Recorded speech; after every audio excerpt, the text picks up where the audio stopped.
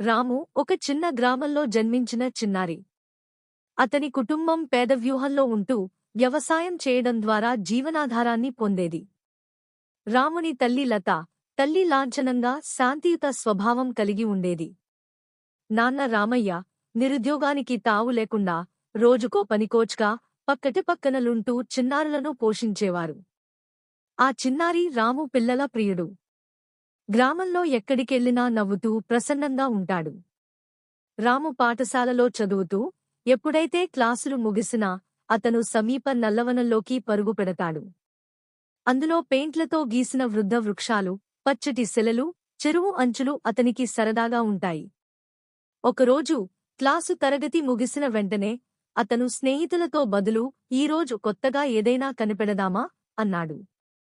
అక్కిరికి అందరూ ఓకే అన్నారు. ముగ్గురు స్నేహితులు రాము, శివ, లక్ష్మణ్ కలిసి అడవిలో అడుగులు వేయగా ఆశ్చర్యంగా ఒక చిన్న గూఢాలయాన్ని అన్వేషించారు. ఆ గూఢాలయం చుట్టూ వడిగా పెరిగిన కుంకుమరంగముల వేపలు, పాము మొక్కలు ఉన్నా అందులోంచి గుర్తించదగ్గ ఒక చిన్న ధూళిమంట కనిపించింది. నల్లకంటి గోడలపై ఎరుపు రంగులో సన్నని గీసెలు, అనేక రహస్య సంకేతాలు ఉండేవి. రాము చేతిలోని దీపాన్ని వెలిగించి ఇది ఎక్కడికి తీస్తుంది అని విస్మయంగా అడిగాడు. శివ, అందులో రహస్య ద్వారం ఉండొచ్చునోంది అన్నాడు. లక్ష్మణ్ అతి ధైర్యంగా ముందుకు కిందికి జారిన తురుగు తాళాలు కనుసారించని ఒక రహస్య తలుపు కనిపించింది. అత్యంత జాగ్రత్తగా రాము తలుపును తవ్వుతూ తాళాలను తొలగించాడు. తలుపు ఓపెన్ అయ్యేసరికి అందులో ఒక చిన్న గది. గదిలో మధ్యలో పెద్దగా ఒక ప్రాచీన రత్నం మెరిసేది. అది తెల్లకుండిక దీపంలా శుభ్రంగా వెలుగుతోంది. రాము హృదయం ఉల్లాసంగా ఉద్రిక్తమై ఊపిరి బిగిబిగింపబడింది. శివా, ఇది దేవతల రత్నం అనుకుంటా, శక్తిమంతమైనదిది అన్నాడు. లక్ష్మణ్, మనిషికి గల శక్తిని ఇది పెంచవచ్చు అని జల్సగా ఊహించాడు. ఆగమనించిన రాము సంయమనంతో ఇది మన మురిసిన జీవితం మారుస్తుందో లేదా ప్రమాదం తీసుకురావడమేనా అని ప్రతిస్పందించాడు. పెద్దలు చెప్పినట్లు ఏదైనా శక్తిని ఉపయోగించే ముందు దీని దృష్టిలో కఠినమైన పరిణామాలున్నాయని చైతన్యంగా గమనించాడు. అందరూ సంధిగా ఆలస్యం చేశారు. ఆ గదిని పరిశీలించినప్పుడు గోడపై పురాతన శిలాపటంపై పక్కెత్తున బోధన వాక్యాలు కనిపించాయి.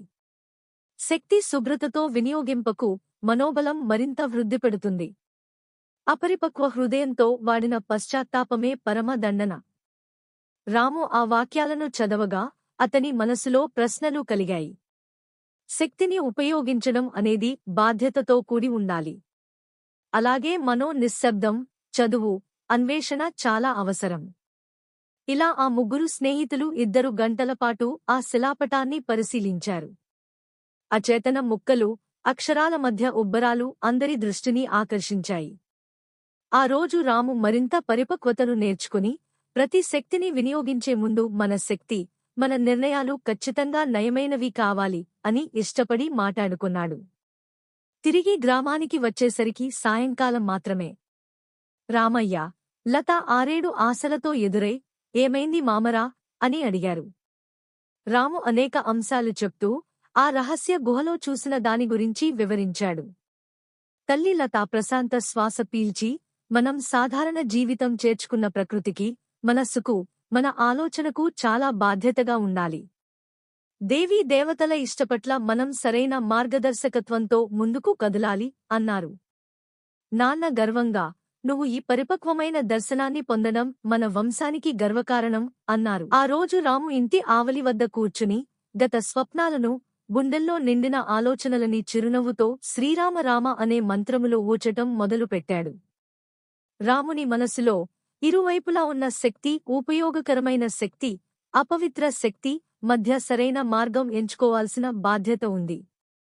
జీవితం యొక్క మార్గం ఎప్పుడూ ఎంతో క్లిష్టంగా ఉండవచ్చు, కానీ ధైర్యంగా, జ్ఞానంతో, సహనంతో మరింత మెరుగైన దిశగా నడవాలి. కొన్ని రోజులకే రాము గ్రామంలో పిల్లలకు చదువు నేర్పడం మొదలుపెట్టాడు. స్వచ్ఛమైన ప్రేమతో, సహనం చూపుతూ, ప్రతియది బోధిస్తూ, పూర్వీకుల పాఠాలను, కొత్త సాంకేతిక జ్ఞానాన్ని కలిపి బోధించాడు. అతని బోధనలా విద్యార్థులు అతనిని గమన రాధి అని పిలవడానికి అనుమతించుకున్నా, అతను నవ్వుతూ కేవలం ప్రయాణ సఖి అని తక్కువ మాటాడేవాడు. ఒక సంవత్సరం దాటినప్పుడు గ్రామంలో పెద్ద ఉత్సవం జరిగింది. దానిలో రాము ప్రధాన అతిథిగా విచ్చేశాడు. అతని గురించిన ప్రజాస్వామ్య, సమత, పరిణతి, బాధ్యత తదితర అంశాలపై ప్రబోధన అందించాడు. వేదిక మీద నిలబడి ప్రతి మనిషి గుండెల్లోని శక్తిని గుర్తించి సామాజిక ప్రయోజనానికి, భవిష్యత్ తరాలకు పరిపక్వంగా ఉపయోగించాలి. నమ్మకం, కృషి, ప్రేమతోనే మన ఊరు, మన దేశం ఎదగగలదు అని ఉరకలు పెట్టాడు. ఆ రోజు రాముని మాటలు ప్రతి హృదయాన్ని పలకరించాయి. అతని చూపున పెద్దలకు, చిన్నలకు అందరికీ ఒక కొత్త జ్యోతి కనిపించింది. గ్రామం పుట్టిన చిన్న బంధువులకు ఆదర్శంగా, మార్గదర్శిగా రాము నిలిచాడు. ఆ రాత్రి రాము తన చిన్న ఇంటి అద్దల్లో లతా నమ్మకానికి, రామయ్య ఆశ్వాసానికి నమస్కరించిన అనంతరం నిజమైన శక్తి ఏమిటో, దానిని ఎలా వినియోగించాలో తన మనసార్థకంగా అనుభూతి చేసుకుని నిద్రబడి కలలు